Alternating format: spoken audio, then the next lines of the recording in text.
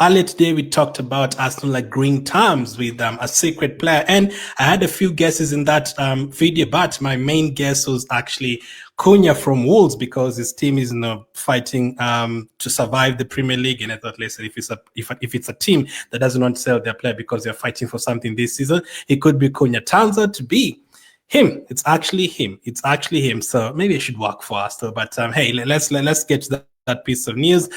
This is the latest on Matheus Cunha. So according to reports from News and Ticks, Matheus Cunha is the player Arsenal are close to reaching terms with. It will be difficult to take him out of Wolves, however. So yeah, Matheus Cunha is the player that Arsenal have been linked to, or we've been talking with him in terms of if he wants to join Arsenal, and we are close to agreeing personal terms with him.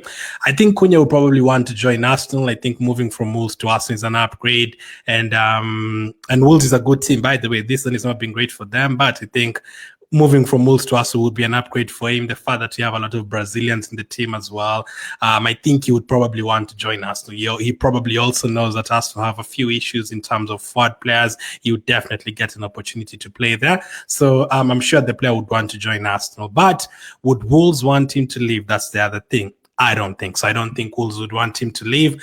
They are currently, they've been in the bottom three a lot of this season, and a couple of defeats for them, they could still go down. They have to, they have to survive this season. I can't see them breaking to the top 10. I can't see them even getting to the top 13.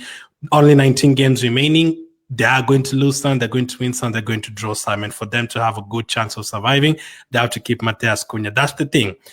Signing players in the middle of the season, a lot of teams have different ambitions. Teams like Newcastle, if you want Isaac, they're fighting for top 4. They're in a semi-final against us in the Carabao Cup. They're looking for their first trophy in a long time. They're looking to get back to the Champions League. Signing a player from Arsenal or Liverpool would be impossible because those teams are fighting for the title. Going to sign a player from Real Madrid or Barcelona would be impossible because they're fighting for the title. Atletico Madrid, same.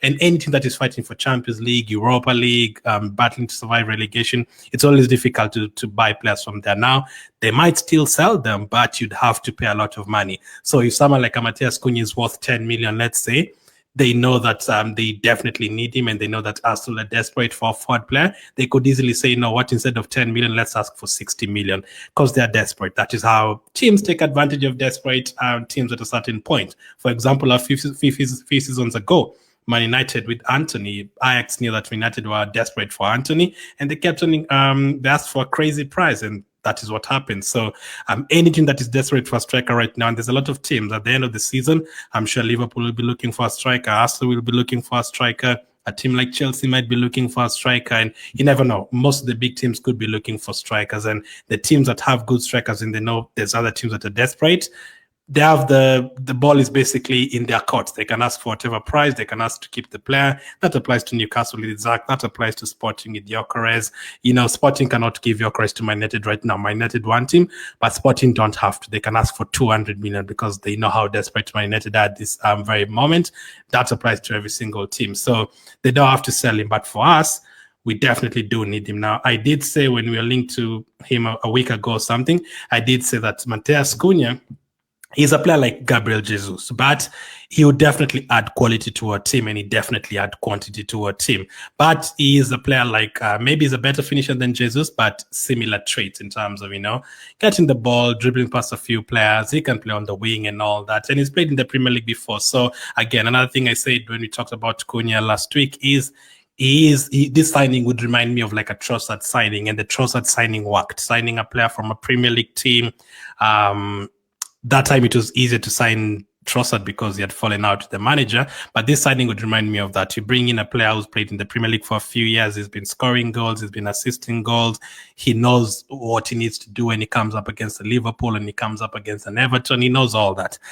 So this would be a great signing. And back in the day, we never used to sign players from Premier League teams at all. Recently is when we started signing players like Cedric and David Luiz and Rice and Havertz and all those players. We never used to sign players from Premier League teams. It used to be from France, Spain, Monreal, Cazorlas, all those players. We used to sign players from different countries. But signing Premier League experienced players is very, very beneficial, and Cunha would be one of them. Let's go to this again.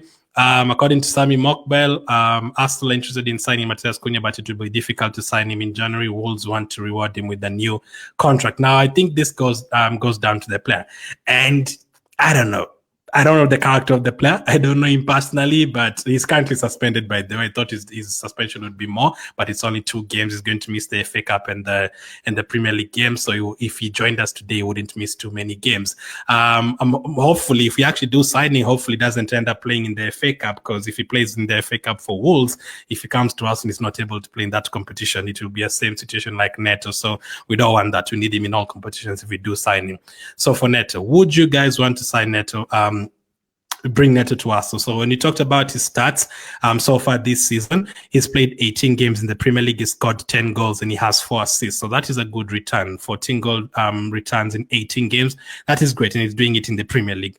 And in all competitions, 14 in 19. So that is great. Last season, he also had a very, very good season. And last season, he was playing mainly as a striker. This season, he's been playing in behind Larson. So last season, he had 32 games, 12 goals, 7 assists. And then in all competitions, he had 22 goal contributions in 36 games, which is great. He's doing it in the Premier League, and he's been really, really lively for them. And at the last versatile players, that is what we've been signing for a lot of years, from Jesus to Timber to Calafiori, all those players that we've signed over the last 3-4 years.